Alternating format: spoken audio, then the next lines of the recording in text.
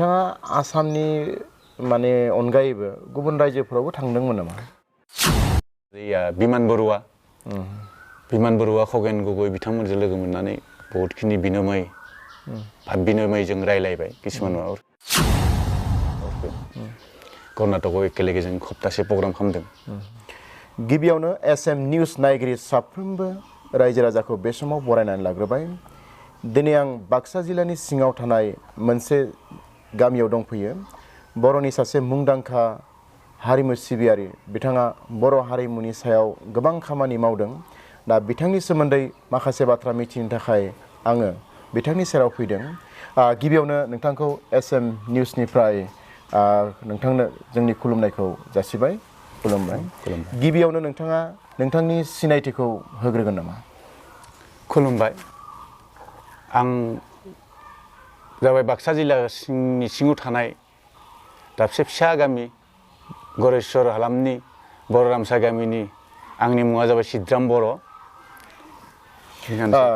नोंथाङाथ' हारिमु आयदायाव माने जोबोद मुंदांखा बुंनांगोन आरो बे लेखायै नोंथाङा हारिमु आयदायाव माब्लानिफ्राय गिबि आगान होजेननाय? गिबि आगान होजेननाय माने ओरैबायदि जिहेथु आंनिया लाइफआ एनेকুৱা मोनसे जाबाय फिसानिफ्राय आं मोनसे साननाय दङमोन गोसोआव जे आं मा मावबा मानसिजों सिनाखि जानो हागोन। बे माबाखौ सानना लानानै आं मोनसे सिमां बायदि नुनायसै गावखौनो उन्दैनिफ्राय आरो सिमां बायदि नुनानै बे माबाखौ सानना लानायसै आं मा मोनसे लामाखौ लाबा मानसिजों सिनाखि जानो हागोन। बे मोनसे माबाखौ लानानै आङो ओरैबायदि मोनसे सानखांनायसै जे बे हारिमु माबाखौ बिराद गोसो दङ आं सोलोंनो माबानो दा बबेयाव मा मोनसे राहाजों सोलोंनो हागोन। बिदियाव आङो थारमाने प्रथम आङो ओरैबायदि जाबाय सासे मेनेजारा जोंखौ थियेटार जानो होनना लिंफायबाय। लोगो लोगो थांखाबाय। बे थियेटारा बर' ना हारसामोन? बर'। मा मुंमोन बे थियेटारा? धनस्रि थियेटार। गान्धीबारि ओनसोलावनो जोनोम जानाय। बिथांनि थियेटाराव थांनानै मोसाखावरि जाना थाहैबाय 6 मास। मोसाखावरि सोलोंनानै बिदिनो थाबाय थानानै जोङो दामनाय देनायबो बेयावनो बाहाय सोलोंफाबाय। खोनाफा माफा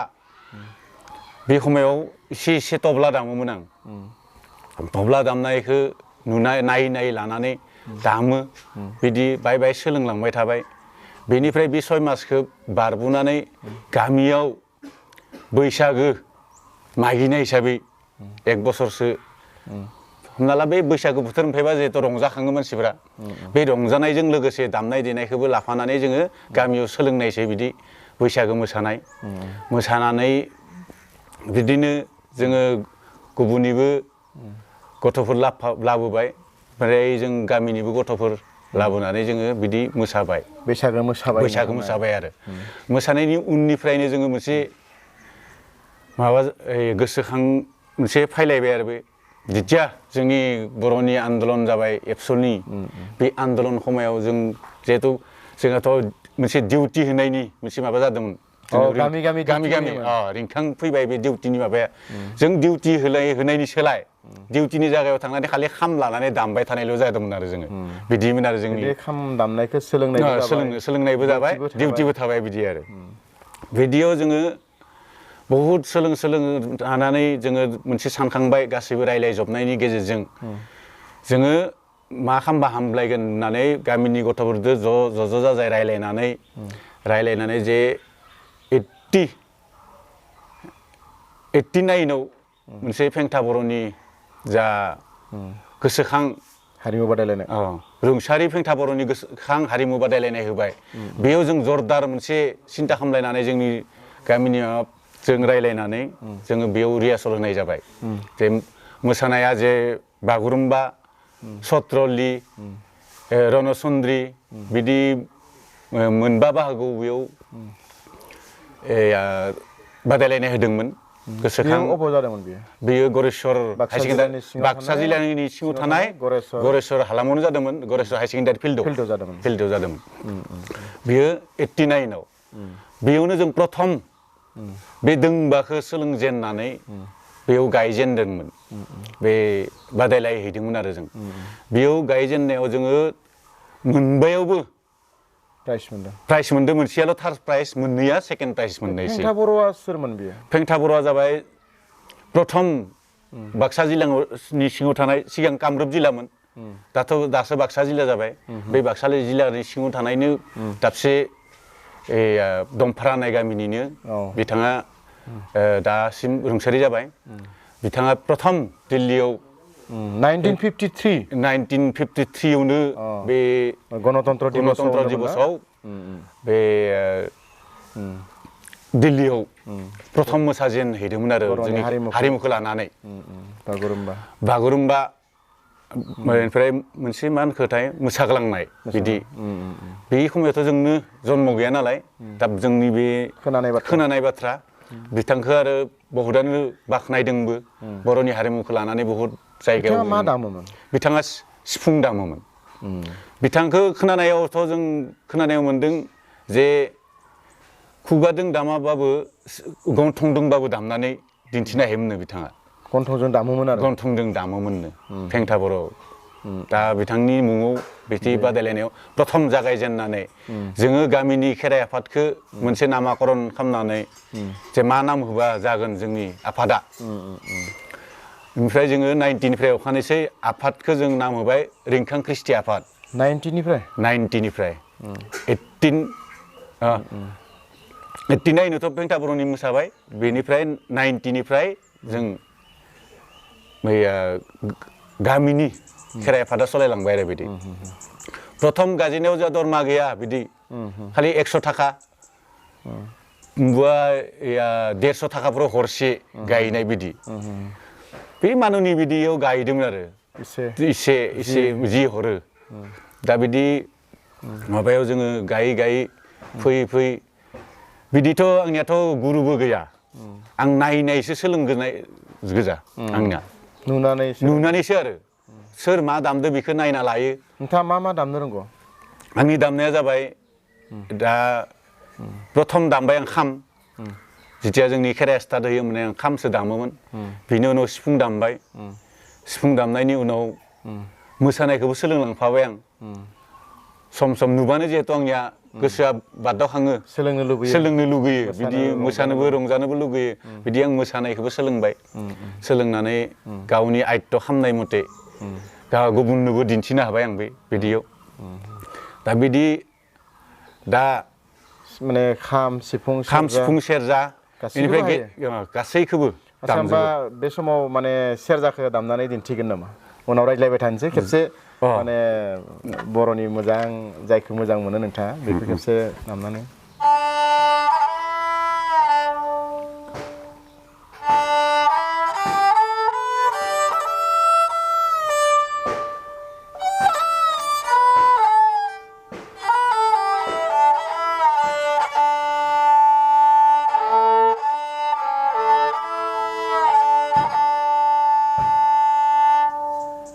माखौ दामजेनगोन जाबाय आं दा गोसो होना बर'निखौनो दामदो बाथौफोरनि आर'जफोर दङबा बा बिदि माबाफोर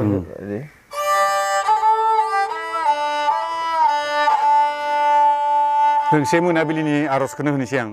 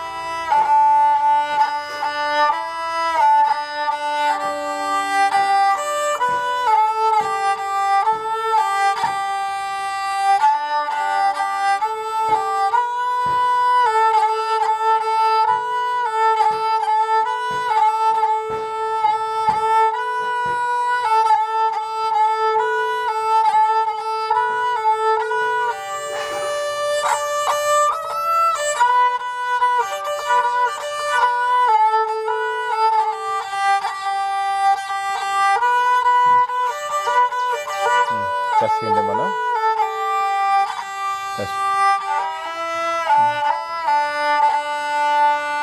बेखिनियानो बेनि उनाव मा खालामखो नोंथाङा बे रिंखांसि खेराइ आफादा जोनोम जाबाय पेंथा बर'नि कम्पिटिसनाव बाहागो लाबाय बेनि उनाव नोंथांमोना बहा खेराइ हानजा हिसाबै माने खेराइ मोसानो थांखो नोंथांमोना खेराइ मोसानाय जायगाफ्राथ' जोंनि बहुत जायगायाव मोसाबाय आसामनि दाब दाब जायगायावबो मोसाबाय जों जेनेबा गुवाहाटी डिस्ट्रिक्ट लाइब्रेरि बा स्टेट मिउजियाम बा कलाक्षेत्रफोराव बेनिफ्राय मोसानाय नुबाय थाखायो इउनिभारसिटि बेफोर बिदियाव जों मोसाहैबाय दा बिदियाव बेफोर फिसा इनभाइटसो खालामनाय ना बेयाव जोंना कम्पिटिसन नङामोन बेफोराव दरमा लायै लायैसो जों मोसाहैबाय बिदि आरो बेनि उनाव बे नोंथाङा माने इन्डिभिजुवेल बा गाव हारसिङै नोंथाङा आसामनि माने अनगायैबो गुबुन रायजोफोरावबो थांदोंमोन नामा बिदि थांनाय जादों आङो प्रथम थांनाय जादों जे आं सेरजा दामनो थाखाय बे Guwahati Maligaon scout and guide दं बिथांमोननिनो मोसानाय उन्दै उन्दै गथ'फोर बिसोरखौ मोसानायखौ फोरोंनानै जों दामनाय हिसाबै थांदोंमोन प्रथम थांनाया जाबाय जों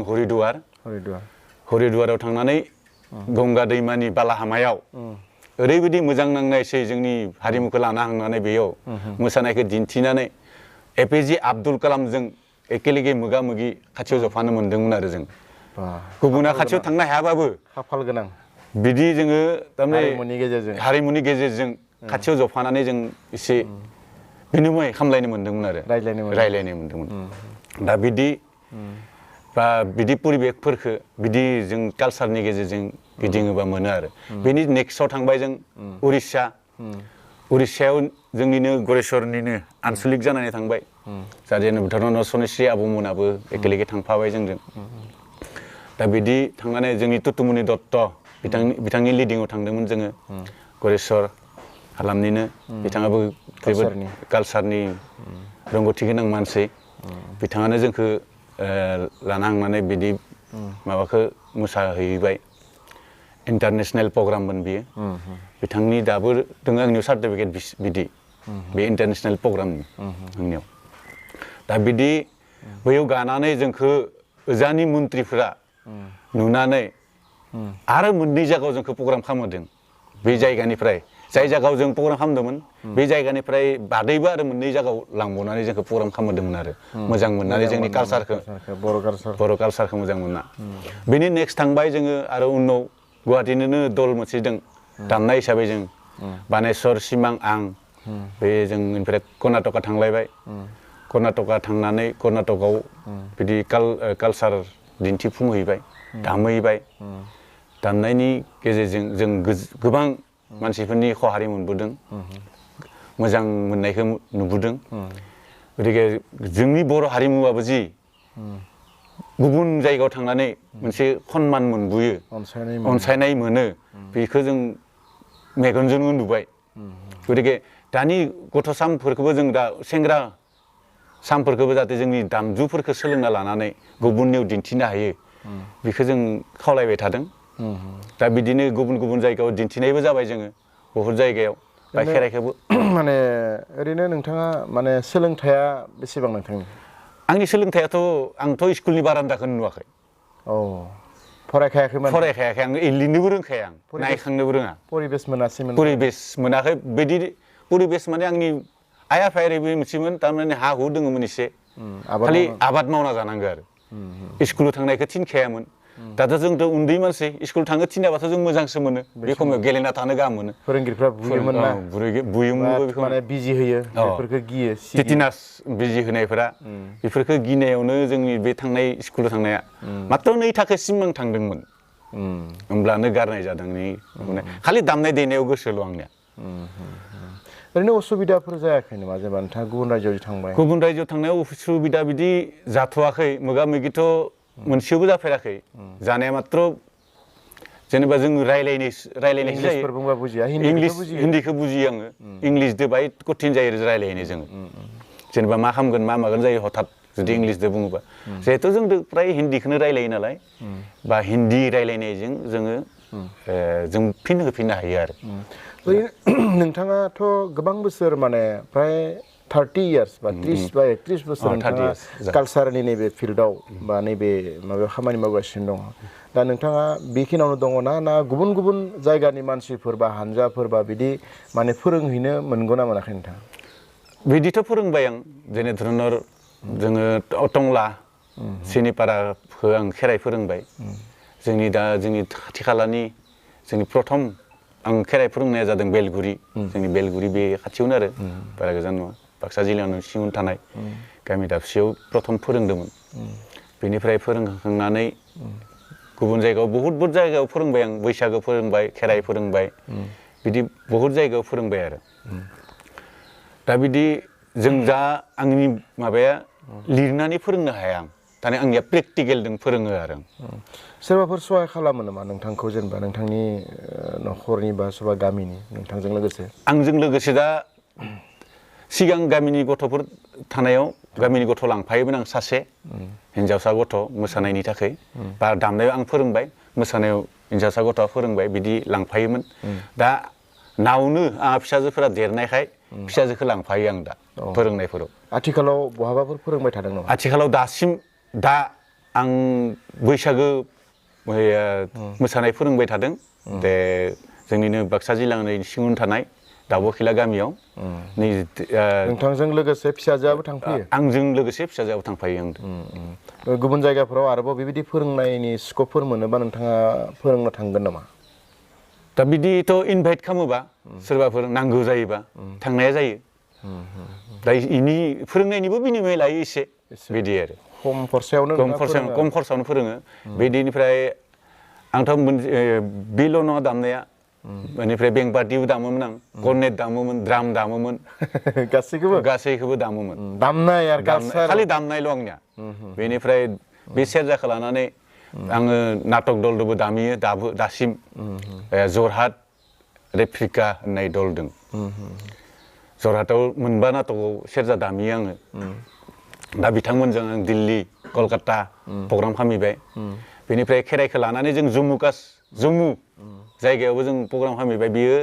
प्रग्रामा जाबाय जोंना संस एन्ड ड्रामा होननाय मोनसे डिभिजन दङ जोंनि गुवाहाटि बे संस एन्ड ड्रामाजोंबो आं 12 बोसोर लोब्बा थाफाबाय ओरैनो केसेट मेथाइ खननायफ्रावबो दामफेर मोनबाय नामा केसेटआव बिदि जोंनि बर'नि केसेटआव मोनाखै आं ओरैनो ओइ खर'नियाफोरजोंसो केसेटआव एसे सेरजा दामफाहैदोंमोन आरो खर'निया जिहेतु डेन्स दङमोन बिसोरजों बेनिफ्राय ओरैनो रेडिअ बे लाइमोन आफाद होननाय मोनसे गैयामोन होनबा रेडिअ बिदि गान खननो मोन्दोंमोन आरो रेडिअ बिदि आरो बेयावबो दामफाबाय सेरजाबो दामनो मोन्दों बेनिफ्राय जोंनि खुगा मेथाइनि खाथाम गायक गायिकाजों सेरजा दामफायोमोन आरो बे माबायाव खुगा मेथाइआव बिदि गुरुथ' गैया आंहा गुरु बिदि गैया आं नायनानै सोलोंजोबनाय आंना दा गुरु होननानै बिदि लाफ्लाङाखैबो आरो थांफ्लाङाखैबो आं दा बेसेबां बोसोर नोंथाङा माने हारिमुनि थाखाय माने गावनि जिउखौनो बावसोमनाय बायदि जाबाय दा बै समाव जेब्ला नै दा समसिम माने सरकारनिफ्राय माबाफोर अनसुंथाइ बेबायदि मोनबाय नामा सरकारनि अनसुंथायालाय मोनाखै नङा एसे मोनबाय आं जोंनि BTC निफ्राय थांनाय माबायाव 20,000 थाखा होदोंमोन बिथां बनजार दैमारिनि आन्दाराव बेनिफ्राय देग्लायबो नैया थांनाय लकडाउननि सिगाङावनो मोननो गोनांमोन खिन्थु लकडाउन जानानै मोनाखैमोन दा दिनै बा गाबोनफोर हाबगोन आरो बाहाय एसे मोनो आरो सम एप्लाइ खालामबासो एप्लाइ खालामाबाथ' गैया दा बिदि आरो दा लाइमोनफोरखौ मा बुंनो सानो नोंथाङा लाइमोनफोरखौथ' नैबे समाव आं दा जोंनि दा दामजु जोंनि जिखिना आइजें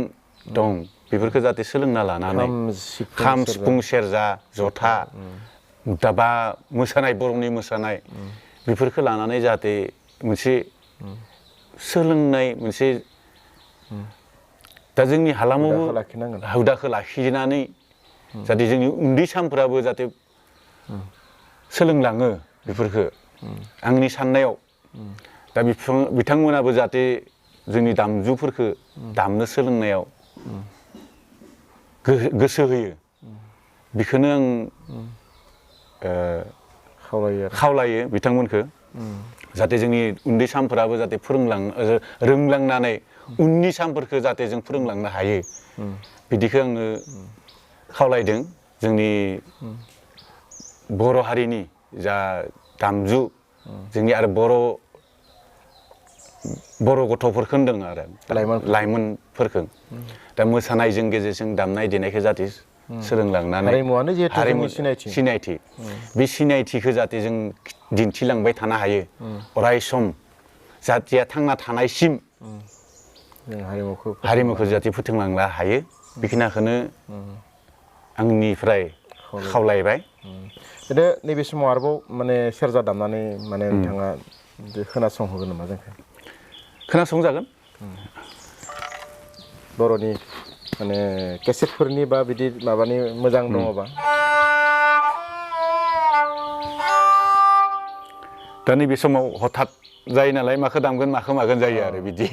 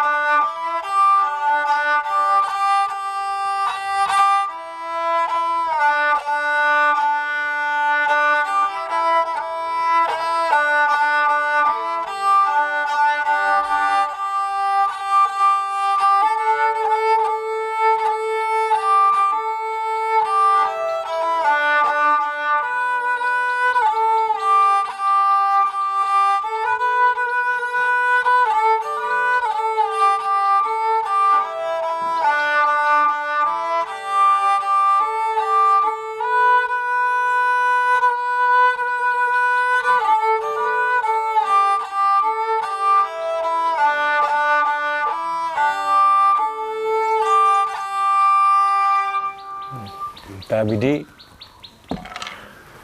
बिनिफ्राय माबाफोर बे समाव नोंथाङा बर'नि बेबायदि माने दामनाय देनायाव माने बिराद एक्सपार्ट बा बिनि सोमोन्दै बिराद रोंगौथि गोनां बर'नि बेबायदि आरो माने सोरखौ नोंथाङा लोगो मोनदों रोंगौथि गोनांथ' बिदि मोनदों मोननाया आं जेनेबा एसामिसफोरनिफ्रायसो मोनदों आरो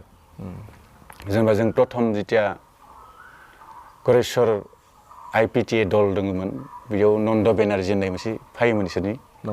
नन्द बेनार्जी बे मा सममोनथाय आं मिथिला दा